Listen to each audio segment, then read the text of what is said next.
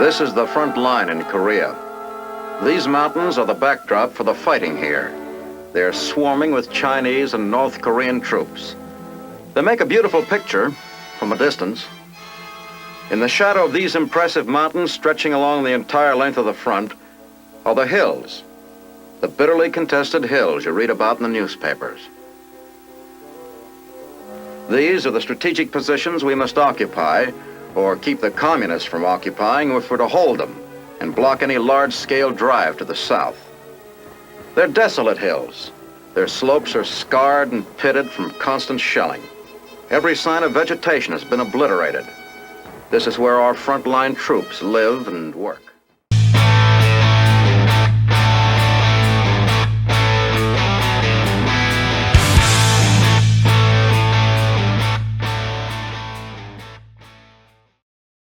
The Battle of Heartbreak Ridge was not merely an isolated skirmish. It was the inevitable, brutal sequel to the Battle of Bloody Ridge, a desperate and costly attempt by the United Nations UN forces to secure a viable defensive line in the face of static, attritional warfare. Fought over 32 punishing days, this campaign, also known as the Battle of Wending Knee to the North Koreans and Chinese, cemented the reputation of the Korean War as a merciless conflict where staggering losses were suffered for little more than the deadly contours of the map.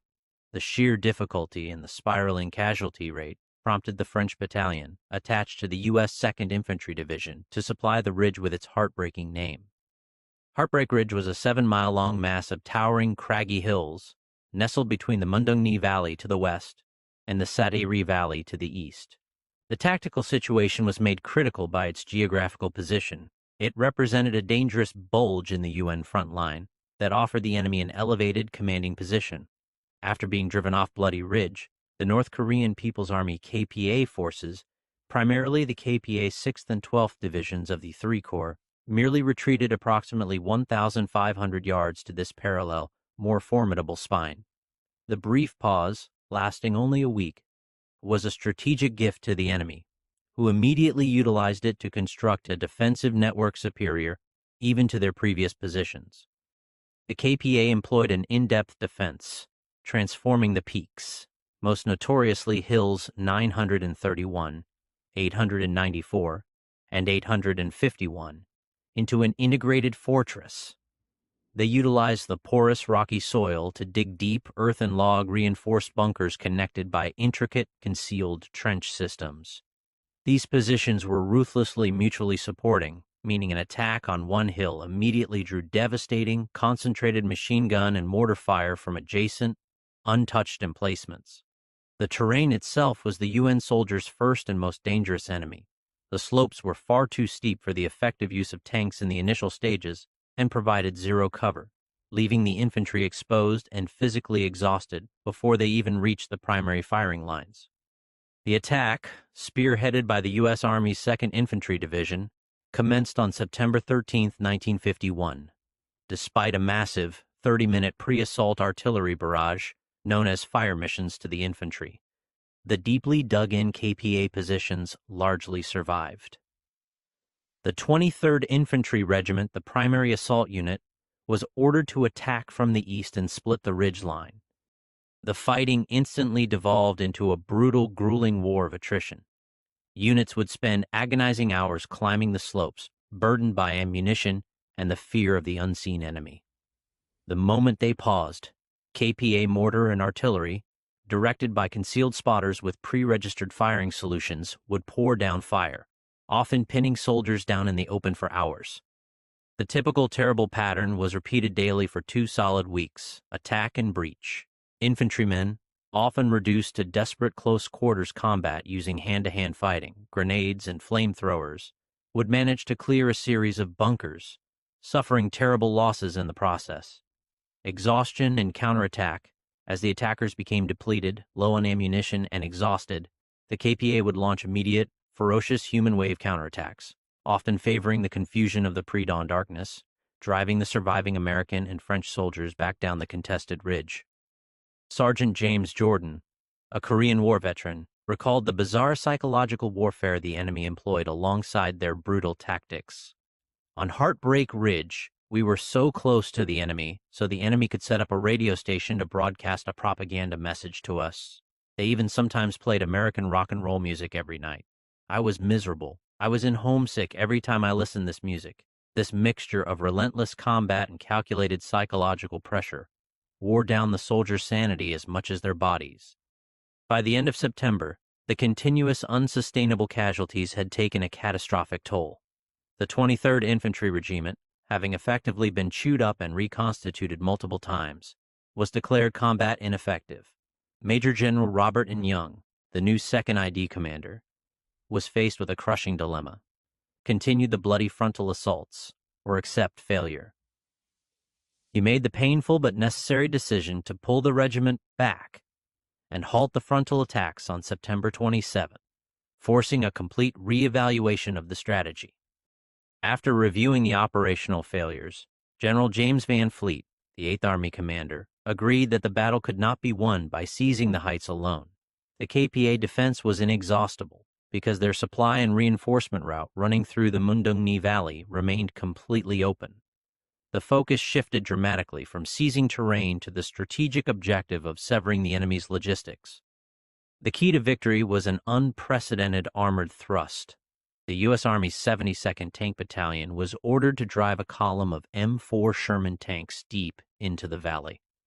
This was a monumental logistical task. The only road was a treacherous track blocked by a thick minefield and a formidable 6-foot-high rock barrier. The incredibly brave engineers of the 2nd Engineer Combat Battalion worked tirelessly for days under sporadic enemy fire to clear and improve the path, allowing the heavy tanks to finally pass. The tank assault began on October 11.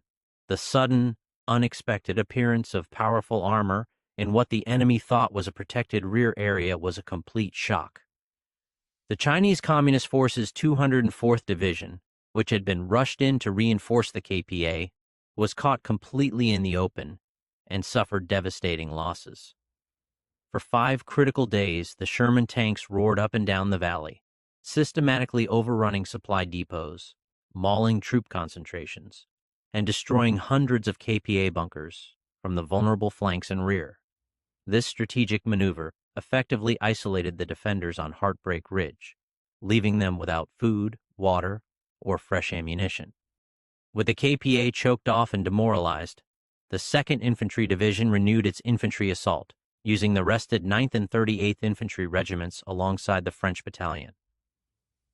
The combination of sustained frontal pressure and targeted logistical strangulation proved insurmountable. The final resistance was eliminated, and the ridge was completely secured by October 15, 1951. While the 2nd Infantry Division bore the heaviest losses on Heartbreak Ridge, the same fundamental causes of casualties, unrelenting machine gun fire, close quarters combat, and continuous grenade counterfire, were identical across the front. The U.S. Army's 24th Infantry Division and its components, like the 19th Infantry Regiment, were veterans of similarly brutal mountain battles earlier that year, playing a crucial role in stabilizing the UN line during the late 1951 offensives that followed. To fully understand the murderous conditions that led to such high casualties, one must look at an earlier, equally savage action near the village of Chipori, South Korea. The battle for Hill 543 near Chipori in June 1951 highlights the incredible personal sacrifice demanded of the infantry. This action involved the 24th Infantry Regiment, the famous African-American Buffalo Soldier unit then attached to the 25th Infantry Division. It was here that Sergeant Cornelius H. Charlton earned the Medal of Honor posthumously. On June 2, 1951, during the assault on Hill 543, Sergeant Charlton took command after his platoon leader was wounded. Despite being hit by a severe chest wound, he refused medical attention, personally destroying 2 enemy positions and killing 6 soldiers with his rifle and grenades. When the unit was pinned down, he led a 3rd desperate charge. Spotting the last critical enemy bunker, Sergeant Charlton charged it alone, neutralizing the position and routing the defenders before being mortally wounded by a final grenade. His selfless action, which saved the majority of his platoon, perfectly epitomized the impossible life-for-ground exchange that maximized casualties throughout the Korean Hill fighting. The Battle of Heartbreak Ridge officially cost the UN forces a devastating toll of over 3,700 casualties killed, wounded, and missing, with some estimates placing the total losses higher.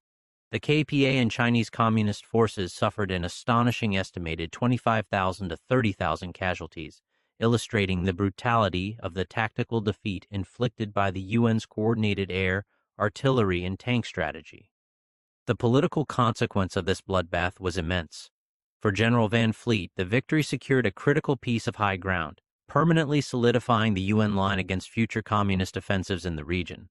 More profoundly, the sheer unsustainable level of casualties on both sides during Heartbreak Ridge and similar battles forced a painful realization. Neither side could achieve a decisive military victory without completely destroying their armies. This grim truth was a major catalyst in forcing the negotiators back to the armistice table, which ultimately led to the ceasefire line being drawn largely where the blood had been spilled. The soldiers who fought and fell on Heartbreak Ridge secured a line that persists to this day, leaving a legacy of profound sacrifice on ground that truly broke the hearts of all who fought there. And that brings us to the end of our look at the Battle of Heartbreak Ridge. I know this was heavy, and it's important to remember that what happened on those hills was an awful and tragic loss of life for every single soldier involved. It's a reminder of the tremendous sacrifice made, and we always owe them our deepest respect. So thank you so much for watching and for sticking with me through this difficult piece of history. If you appreciated the video, please do hit that like button. It really helps the channel out. And if you want to join our history community, make sure you subscribe. Also, for daily updates and fun things going on behind the scenes, you can follow me on Instagram and on Facebook. The links are in the description below. I genuinely love reading your thoughts, so leave me a comment below with any reflections or ideas for what you'd like to see next. Oh, and don't forget to hit the bell so you get notified the second a new video drops. Thank you again for watching the channel, and I'll catch you in the next one.